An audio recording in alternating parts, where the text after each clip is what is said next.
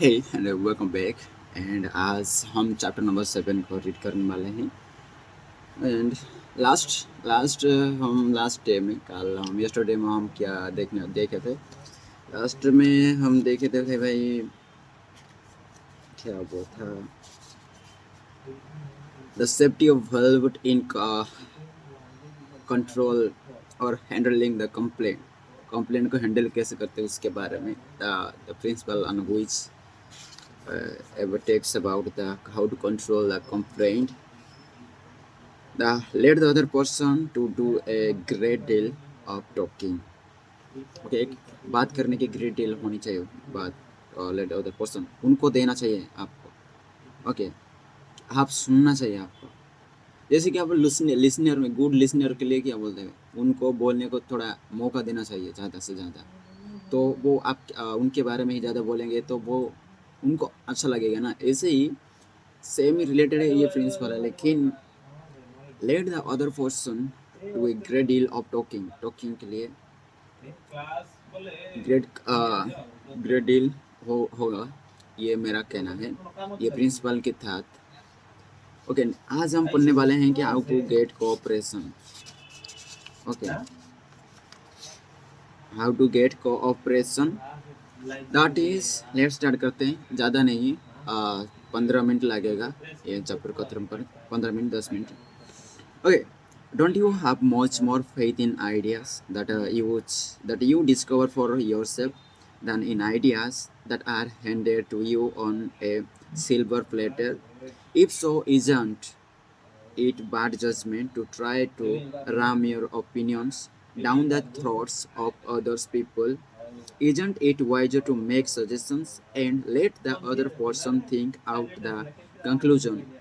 Adolf Seltz of Philadelphia, a sales manager in an automobile showroom and a student in one of my courses, suddenly found himself confronted with the necessity of injecting enthusiasm into a discouraged and disorganized group of automobiles salespeople calling a sales meeting. He urged his people to tell him exactly what they expected from him. As they talked, he wrote their ideas on the blackboard.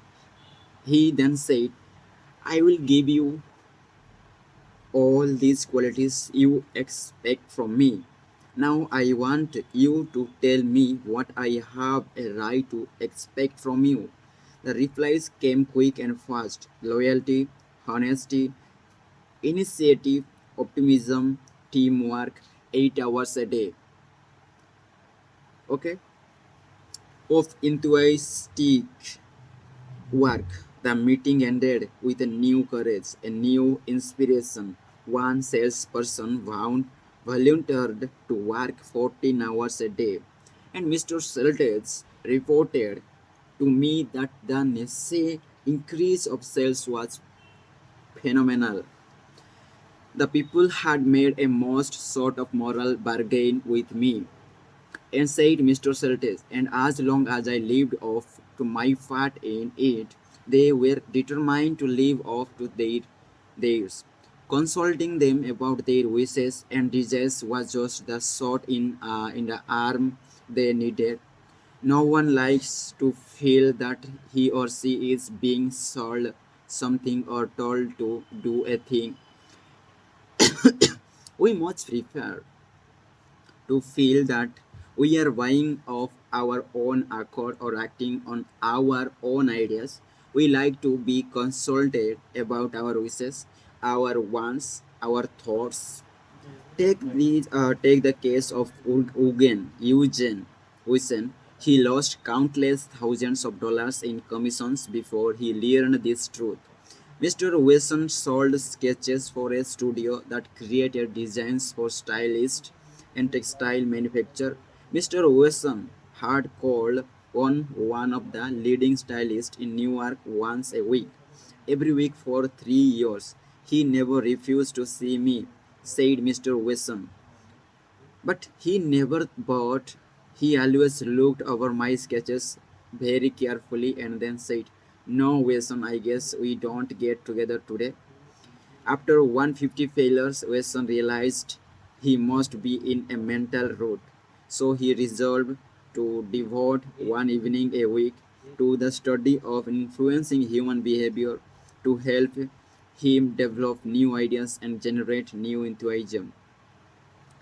He decided on this new approach, what half a dozen unfinished artist sketches under his arm. He rose aboard the buyer's office. I want you to do me a little favor, if you will, he said. Here are some uncompleted sketches. Won't you please tell me how we could finish them off in such a way that you could use them? The buyer looked at the sketches for a while without uttering a word. Finally, he said, leave this with me for a few days, Wilson, and then came back and see me. Wilson returned 3 days later, got his suggestions, looked the sketches back to the studio, and had them finished according to the buyer's ideas. The result, all accepted. After that, this buyer ordered scores of other sketches from Wesson, all drawn according to the buyer's ideas. I realized why I had failed for years to sell him, said Mr. Wesson. I had urged urged him to buy what I thought he ought to have. Then I changed my approach completely. I used him to give me his ideas. This made him feel that he was creating the designs and he was. I did not have to sell him, he bought, letting the other person feel that the idea is his or hers not only works in business or politics, it works in family life as well. Paul M. Davis of Tulsa, Oklahoma, told his class how he applied this principle. My family and I enjoyed one of the most interesting sightseeing vacation trips we have ever taken. I had long dreamed of visiting such historic sites as the Civil War battlefield in Gettysburg, Independence Hall in Philadelphia, and our nation's capital, Valley Forge, Jamestown, and the restored colonial village of Williamsburg were high on the list of things I wanted to see. In March, my wife Nancy mentioned that she had ideas for our summer vacation, which included a tour of the western states, visiting points of interest in New Mexico, Arizona, California, and Nevada. She had wanted to make trip for several years, but we could not obviously make both trips. Our daughter Annie had just completed a course in US history in junior high school and had become very interested in the events that had shaped our country growth. I asked her how she would like to visit the places she had learned about on our next vacation. She said uh, she would love to. Okay, 2 evenings later, as we sat around the dinner table, Nancy announced that if we all agreed the summer vacation would be to Eastern states, that it would be a great trip for any and thrilling for all of us. We all concurred. This same psychology was used by an X-ray manufacturer to sell his equipments to one of the largest hospitals in Brooklyn. This hospital was building an addition and preparing to equip it with the finest X-ray department in America. Dr. L, who was in charge of the X-ray department, was overwhelmed with sales representatives each caroling the praises of his own company's equipment. One manufacturer, however, was more skillful. He knew far more about handling human nature than the others did. He wrote a letter something like this. Our factory has recently completed a new line of X-ray equipment. The first shipment of these machines has just arrived at our office. They are not perfect. We know that, and we want to improve them. So we should be deeply obligated to. If you could find time to look them over and give us your ideas about how they can be made more serviceable to your profession, knowing how occupied you are, I shall be glad to send my car for you at any hour you specify. I was surprised to get that letter, Dr. L said as he related the incident before the class. I was both surprised and complimented. I had ever had an Xera manufacturer seeking my advice before. It made me feel important. I was busy every night that week, but I canceled a dinner appointment in order to look over the equipment. The more I studied it, the more I discovered for myself how much I like it. Okay? Nobody had tried to sell it to me. I felt that the idea of buying that equipment for the hospital was my own. I sold myself on its superior qualities and ordered it installed. Ralph Waldo Emerson, in his essay Self Reliance, stated, in every work of genius, we recognize our own rejected thoughts. They came back to us with a certain alienated majesty. Colonel Edward M. House wielded an enormous influence in national and international affairs. Woodrow Wilson occupied the White House. Wilson leaned upon Colonel House for secret counsel and advice more than he did upon even members of his own cabinet. What method did the colonel use in influencing the president? Fortunately, we know for House himself revealed it to Arthur D. Howden Smith, and Smith quoted House in an article in the Saturday Evening Post.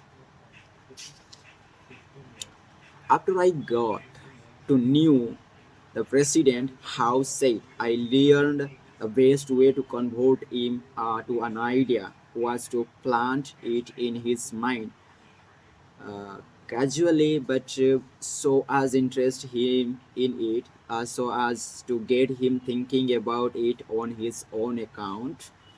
The first time his this work, it was an accident. I had been visiting him at the White House and watched a policy on him which he appeared to disapprove. But several days later, at the dinner table, I was amazed to hear him trot out my suggestion as his own.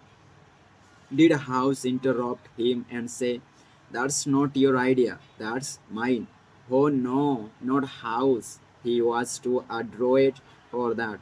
He did not care about credit. He wanted results, so he let Wilson continue to feel that the idea was his. House did even more than that. He gave Wilson public credit for these ideas. Let's remember that everyone we come in contact with is just as human and Woodrow Wilson. So let's use Colonel House technique. A man of the in the beautiful Canadian province of New Brunswick used this technique on me and on my patrons. I was planning at the time to do fishing and canoeing in New Brunswick. So I wrote the tourist bureau for information. Evidently, my name and address were put on my mailing list, for I was immediately overwhelmed with scores of letters and booklets and printed testimonials from camps and guides. I was bewildered. I did not know which to choose. Then one champ owner did a clever thing. He sent me the names and telephone numbers of several New York people who had stayed at his camp, and he invited me to telephone them and discover for myself,